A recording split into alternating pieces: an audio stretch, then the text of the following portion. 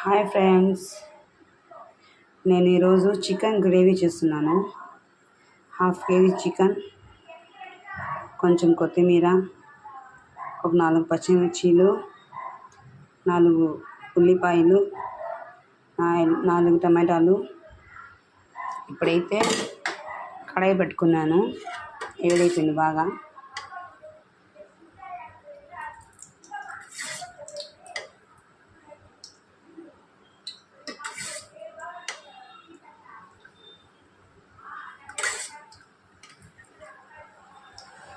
నాలుగు చెంచాలు నూనె వేసుకున్నాను.